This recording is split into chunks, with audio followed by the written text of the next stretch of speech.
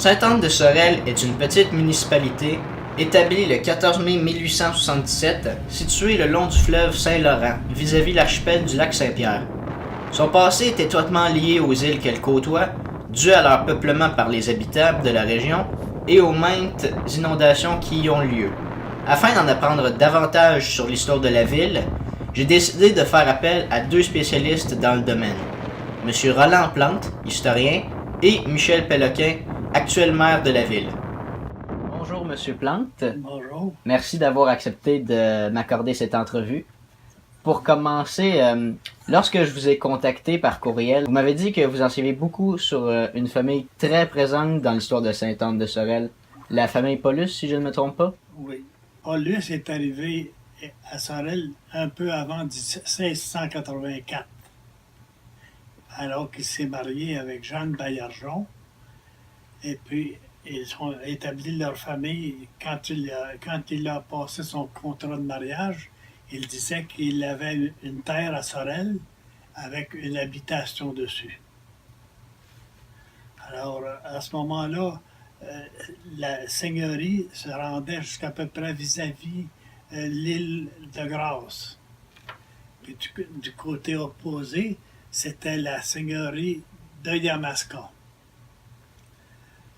Un peu plus tard, alors qu'il y avait eu plusieurs enfants, il a obtenu du seigneur Petit la permission d'aller s'établir dans la seigneurie de Yamaska.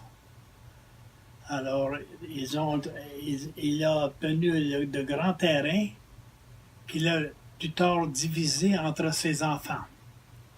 Puis ses enfants, quand ils ont ils se sont mariés, ils ont adopté des surnoms. Alors, c'était des Hus, dit Cournoyer, Hus, dit Lavallée, Hus, dit Lemoine, Hus, dit Millette. Ces gens-là, ce sont tous des descendants de Paul Hus. Alors, on peut voir que dans la région de Sorel, ces noms-là sont très, très familiers. Oui, il y en a même des dérivés, je crois, comme Paulet, par exemple. Oui, exactement. Paul, Paulet, Paul Hus. Paulus est devenu un nom de famille. Oui. Alors, c'était au début seulement Hus.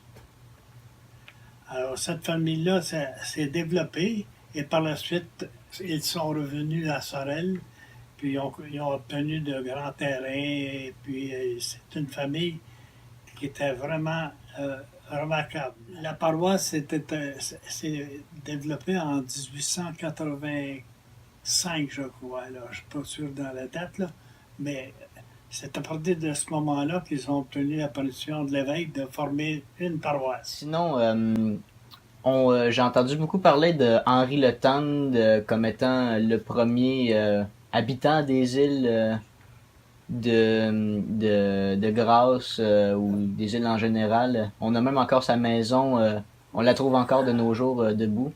Est-ce que vous pouvez m'en dire plus? Henri Le Tendre, c'est-à-dire, était le dernier le dernier. Le dernier à habiter l'île de Grâce. À son décès, on ne pouvait pas, il n'y avait pas d'enfant. Alors, on me dit il faisait des signaux. Il y avait une corde à linge, puis il mettait un drapeau rouge.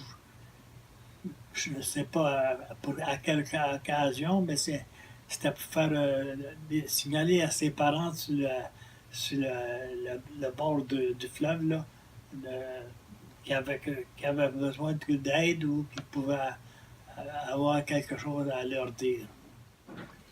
Bonjour, M. Péloquin. Bonjour. Merci d'avoir accepté de m'accorder cette entrevue. Ça me fait plaisir.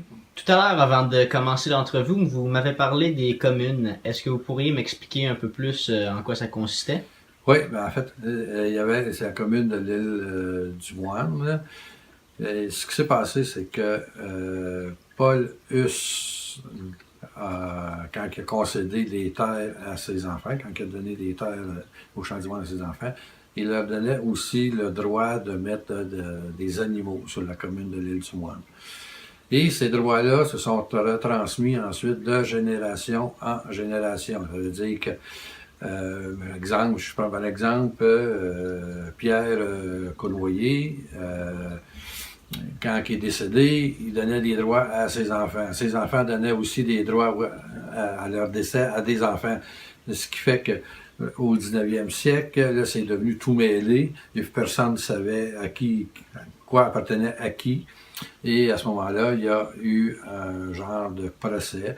Et c'est un juge qui a créé finalement la corporation de la commune de l'Île-du-Moine avec des droits de pacage. Et ça s'est fait à la fin du 19e siècle. Et depuis ce moment-là, ben, la commune existe en tant qu'entité légale. Aussi, dans la région, on retrouve l'église Sainte-Anne. Est-ce que vous pourriez me raconter un peu comment cette église-là a vu le jour, puis un peu son histoire dans la région ici? Les faits marquants, et je dirais peut-être amusants de l'histoire de l'église de Sainte-Anne-de-Sorel, et c'est pas très connu.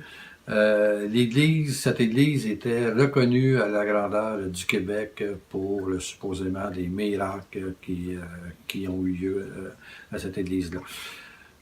Les gens venaient de partout au Québec en pèlerinage, donc les fins de semaine, les gens arrivaient par bateau de croisière. Ils accostaient au quai de Saint-Anne, des bateaux sur lesquels on retrouvait 1200 passagers. Et ces gens-là, venaient en pèlerinage à l'église de Sainte-Anne-de-Sorel.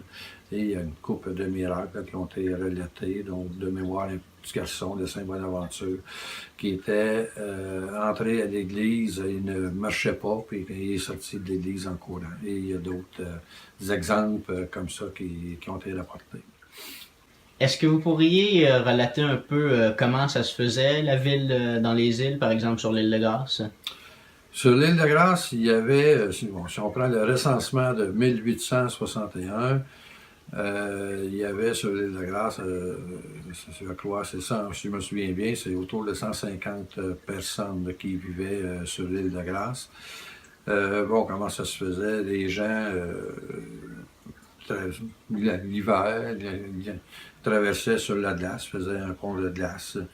Et l'été, ils traversaient des embarcations. Il faut se rappeler qu'à ce moment-là, le fleuve, la voie maritime du fleuve Saint-Laurent, naturel, passait au nord de l'île de Grâce, ce qui faisait qu'au sud de l'île de Grâce, moi jusqu'en 1931, jusqu'à temps qu'on fasse les barrages, il y avait seulement 15% du débit d'eau du fleuve qui était au sud. Donc, qui passait par le sud, alors qu'aujourd'hui, c'est 75%. Donc, pour les gens, c'était facile de traverser d'une rive à l'autre. Ces gens-là, finalement, vivaient sur l'île, ils vivaient de leur culture, de leurs animaux, jusqu'à quand il y a eu les grandes inondations. Les grandes inondations, entre autres celles de 1865, où il y a eu une trentaine de personnes qui sont décédées dans les îles. Beaucoup sur l'île de Grâce, la majorité sur l'île de Grâce. Il y avait deux rangs sur l'île de Grâce, il y avait le rang nord et le rang sud. Et les gens qui sont décédés majoritairement, si je me souviens bien, étaient du côté sud de l'île de Grâce. Donc, par la suite, il y a eu des gens, plusieurs ont quitté l'île pour venir s'installer sur la terre ferme. Jusqu'à la dernière famille, c'est la famille Lavallée, qui, au milieu des années 50, début des années 50, ont décidé de quitter l'île et de venir s'installer sur la terre ferme. D'ailleurs, jusqu'à ce moment-là, il y avait une école sur l'île et l'école a été fermée au début des années 50. Ouais, j'ai vu même, lorsque je suis allé faire un tour dans les îles, qu'il y avait une croix blanche posée, je crois, à l'endroit où l'école était anciennement. Non, cette croix-là, ce qui m'a été rapporté, en fait, c'est pour rappeler le décès de Gérard Lavallée, le frère de Jean Lavallée. Du moins, c'est ce qu'on m'avait expliqué. Jean avait mis en place cette croix-là, finalement, pour un genre de rappel, pour souligner le décès par noyade de son frère, son jeune frère, Gérard Lavallée, qui s'était noyé au barrage de l'île de Grâce. L'histoire que je connais, c'est qu'il Ils étaient dans les îles, et il y avait beaucoup de brouillard, mais ils voulaient quand même venir à l'église de Sainte-Anne là, pour une messe, quelque chose de genre. Et finalement, au barrage, il y avait eu problème et l'embarcation a renversé.